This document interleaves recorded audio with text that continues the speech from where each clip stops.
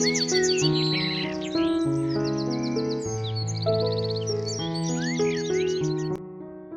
Friend, good morning. আমি অনুভা। আমার এডি ফ্যামিলিতে তোমাদের সবাইকে স্বাগত। আজ মঙ্গলবার আর এখন সময় সকাল 7টা। আর এখন থেকে আমি তোমাদেরকে সাথে নিয়ে আমার আরও একটা নতুন ব্লগ শুরু করলাম। আই হোপ আজ ব্লগটা তোমাদের একটু হলেও ভালো লাগবে।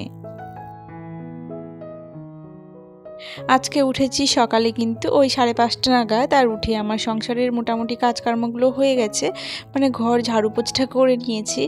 আর রোজ দিন তো বলি না যে সকালে উঠে আগে আমার রান্নাবান্নাটা আগে, কিন্তু আজকে কিন্তু সকালে ঘর দুয়ারটা মুছে নিয়েছি।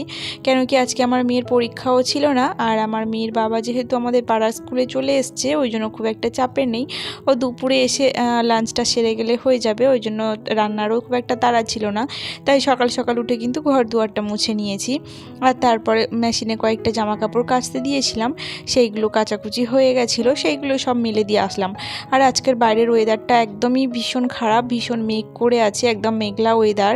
আর ওই যা হালকা হালকা রোদ উঠছে, সেই রোদেই কিন্তু জামা কাপড়গুলো শুকিয়ে যাবে। আর মেশিনে কি বলতো, কাচলে না মেশিন থেকে বেরোলে প্রায় হাফ শুকনো হয়ে বেরিয়ে আসে, যার জন্য অসুবিধা হয় না। তো ওগুলো মেলে দিয়ে আসার পর অনেকটা সময় কিন্তু বসে একটু গল্প করে নিয়েছি আমার হাজব্যান্ড আর আমার মেয়ের সঙ্গে। অ্যাকচুয়ালি কী বলো তো, সকাল সকাল উঠে যদি কাজকর্মগুলো কমপ্লিট হয়ে যায় তখন কিন্তু কথা বলা যায়, মানে একটু সময় নিজের মতো করে টাইমটা কাটানো যায়। তো তারপর কিন্তু ব্রেকফাস্ট করে নিয়েছি। আর ব্রেকফাস্টে তেমন কিছু খাইনি, ওই একটু মুড়ি আর বিস্কুট। আমি কিন্তু সকালের ব্রেকফাস্ট সবসময় একটু হালকা ফুলকাই খাই আর কি। তো যাই হোক, দেখো তারপরে ব্রেকফাস্ট করার পর কিন্তু এদিকে রান্নাবান্না জোগাড়ে চলে এসেছি। আর এদিকে রান্না করছি আজকে সয়াবিনের তরকারি, সয়াবিন আর আলু দিয়ে তরকারি করে নিচ্ছি। আর ওই একটু নিরামিষ সবজি করে নেব। আমার হাজব্যান্ড কিন্তু বলেছিল বাজার যাবে, বাজার করে আনবে, তো আমি নিজে থেকে বারণ করলাম বাজারে না যাওয়ার জন্য। আর মাসের শেষ, আমি বুঝতেই পারছি, আর চাকরিজীবীদের এই একটাই সমস্যা, মাসের শেষের দিকে কিন্তু অনেকটা সমস্যায় পড়তে হয়। আর কি বলতো, সংসারে যারা গৃহিণী তারা যদি মাসের প্রথম থেকে একটু সাশ্রয় করে চলতে পারে, তাহলে মাসের শেষ দিনগুলোতে কিন্তু এতটা সমস্যায় পড়তে হয় না। আর সব থেকে বড় কথা, আমি অতটাই মাসে বুঝে না বুঝে শুনেই খরচ করে ফেলেছি, আর অনেকটাই খরচ করা হয়ে গেছে। তো ওই জন্যই মাসের শেষের দিকে আমি জানি, বুঝতে পারছি সমস্যা, তো আমার হাজব্যান্ড তাও বলেছিল বাজার যাবে, তো আমি যেতে দিইনি আর কি। আর এই জিনিসগুলো মাঝে মধ্যে একটু আধটা নিরামিষ বা মাছ ছাড়া এই যে সয়াবিন বা সবজি, এগুলো কিন্তু খাওয়াই যায়, এগুলো খেলে একদিক থেকে ভালোও লাগে। আর সব সময় দেখবে মাছ চিংড়ি ভালোও লাগে না, তাই না? আর কয়েকটা দিন আগের ভিডিওর কথা বলছি। একজন কমেন্টস করেছে যে আমরা কি খাই, এরকম কেন খাই, আমাদের খাওয়া দাওয়া কেন ভালো না, মানে এরকম অনেক ধরনের অনেক রকমভাবে অপমানজনক কিন্তু আমাকে অনেক কথা বলেছে। আর আমি জানি ভিডিও করতে গেলে কিন্তু এরকম কথা আমাকে সহ্য করতে হবে, তো আমি কিন্তু গায়ে মাখিনি। তো তারপরে যখন আমার হাজব্যান্ড জিনিসটা দেখেছে, মানে ও যেহেতু আমার ভিডিও দেখে, কমেন্টসগুলোও পড়ে, ওই জন্য ও দেখে ওর খারাপ লেগেছে। ও যখন বলেছে তখন আমারও খারাপ লাগছিল। তো ওকে বুঝিয়ে বলার পর কিন্তু ও মোটামুটি শান্ত হয়েছে। তো দিদি ভাই, তোমাকে বলছি যে তুমি এরকম ধরনের কেন কমেন্টস করেছো জানি না, হয়তো তোমাদের খাওয়া দাওয়া অনেক ভালো, আমাদের খাওয়া দাওয়া খারাপ, তাই বলে কাউকে কিন্তু কোনো মানুষকে এরকমভাবে অসম্মান করা ঠিক না। আর আমাদের খাওয়া দাওয়া খারাপ তার নিশ্চয়ই কারণ আছে। তুমি যদি আমার পুরো ভিডিওগুলো দেখতে, মানে আমার অনেক ভিডিওতে অনেক রকম টাইটেল দেখে যদি তুমি ভিডিওগুলো দেখতে, তাহলে হয়তো এই কথাটা বলতে পারতে না। কেননা আমার হাজব্যান্ড অসুস্থ হওয়ার জন্য আমাদের খাওয়া দাওয়া অনেকটা চেঞ্জ এসে গেছে। আর আমি তো মনে করি এরকম খাওয়া দাওয়া অনেকটাই ভালো শরীরের পক্ষে।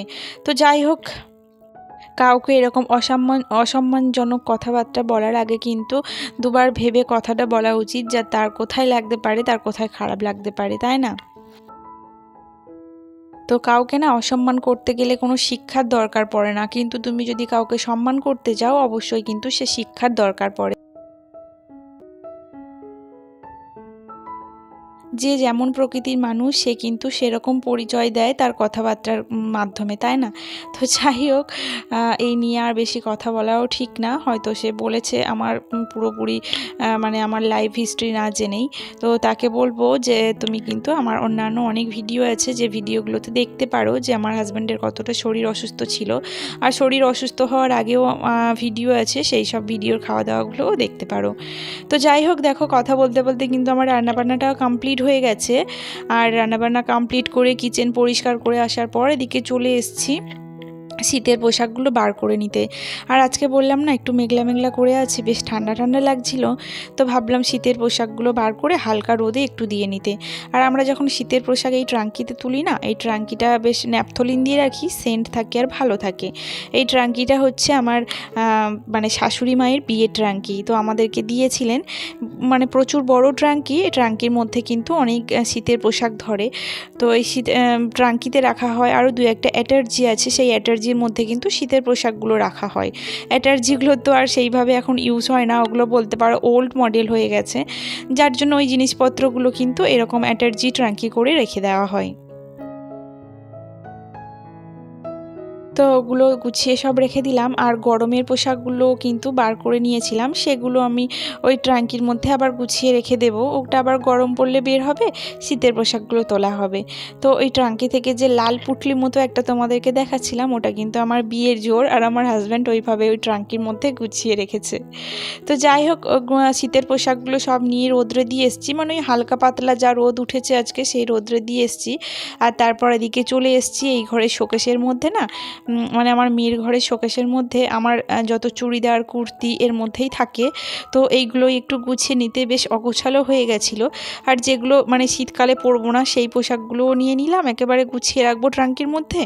আর এদিকে যেগুলো পরবো আর কি শীতকালে, সেইগুলোই এখানে সব পরিষ্কার করে গুছিয়ে রেখে দিলাম।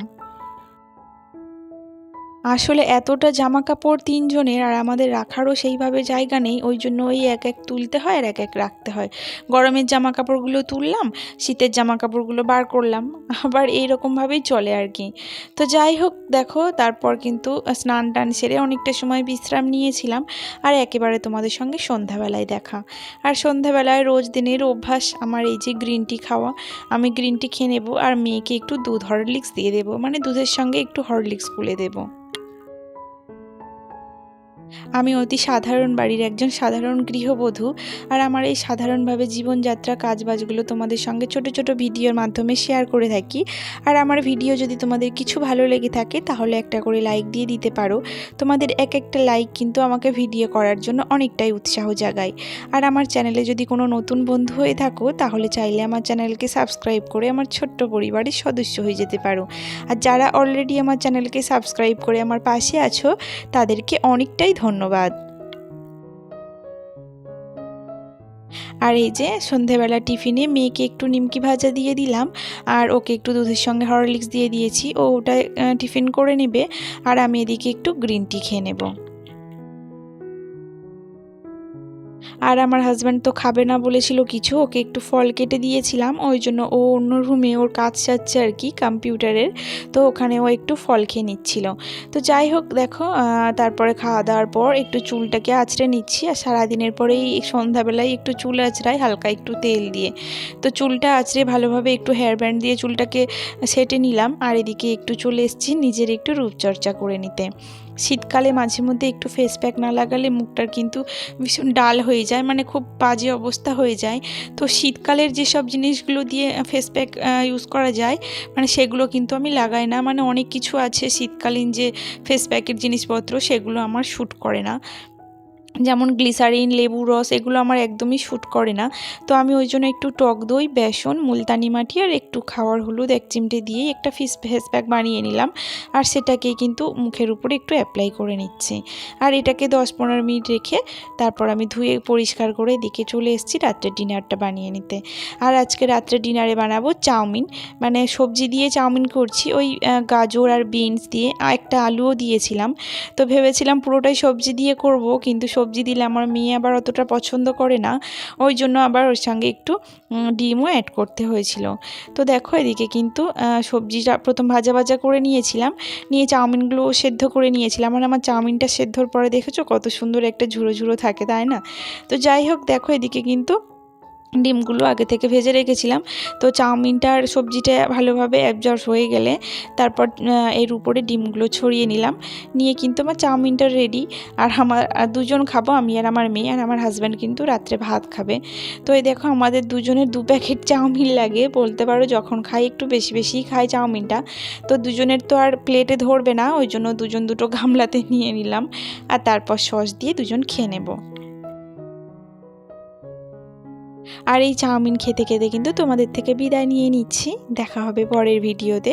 ততক্ষণ সবাই খুব ভালো থেকো আর সুস্থ থেকো। সবাইকে বলছি টাটা অ্যান্ড শুভরাত্রি।